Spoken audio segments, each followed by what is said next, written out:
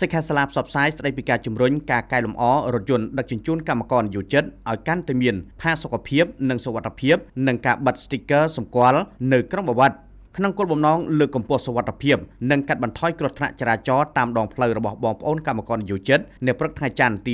29ខែមិថុនាឆ្នាំ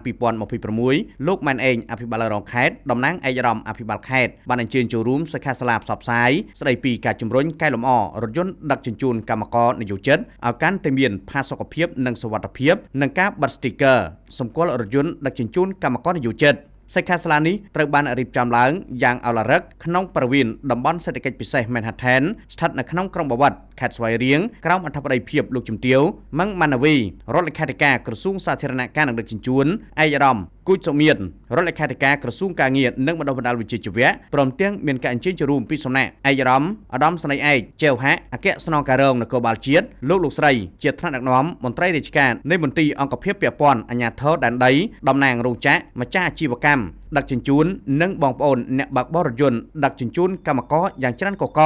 លោកម៉ែនអេងបានលើកឡើងថាសិក្ខាសាលាផ្សព្វផ្សាយនេះបានឆ្លុះបញ្ចាំងពីការយកចិត្តទុកដាក់យ៉ាងខ្លាំងរបស់រាជរដ្ឋាភិបាលកម្ពុជាតាមរយៈកិច្ចសហការអន្តរក្រសួងរួមមានក្រសួងមហាផ្ទៃក្រសួងការងារនិងក្រសួងសាធារណការក្នុងការការពារអាយុជីវិតនិងលើកកម្ពស់សុខុមាលភាពក៏ដូចជាផាសុកភាពរបស់បងប្អូនកម្មករនិយោជិតក្នុងវិស័យវិញ្ញាណភ័ណ្ឌកាត់ដេរនៅទូទាំងប្រទេសជាពិសេសនៅក្នុងតំបន់សេដ្ឋកិច្ចពិសេសនៃខេត្តស្វាយរៀងផ្ទាល់តែម្ដងនៅក្នុងឱកាសនោះឯកឧត្តមគូចសុមានរដ្ឋលេខាធិការក្រសួងការងារនិងបណ្ដុះបណ្ដាលវិជ្ជាជីវៈបានផ្ដល់នូវអនុសាសន៍ណែនាំគន្លឹះសម្ដៅជំរុញឲ្យភាគីពាក់ព័ន្ធពិសេសតំណាងរោងចក្រសហគ្រាសនិងម្ចាស់យានយន្តយកចិត្តទុកដាក់ខ្ពស់ទៅលើលក្ខខណ្ឌការងារនិងសុវត្ថិភាពក្នុងការធ្វើដំណើររបស់កម្មករពីព្រោះធនធានមនុស្សគឺជាកម្លាំងចលករដ៏សំខាន់ក្នុងការជំរុញកំណើនសេដ្ឋកិច្ចជាតិថ្លែងក្នុងពិធីបើកសិក្ខាសាលានោះផងដែរលោកជំទាវម៉ាំងម៉ាណាវីរដ្ឋលេខាធិការក្រសួងសាធារណការនិងដឹកជញ្ជូនបានសង្កត់ធ្ងន់ថាការកែលម្អមធ្យោបាយដឹកជញ្ជូនកម្មករនិយោជិត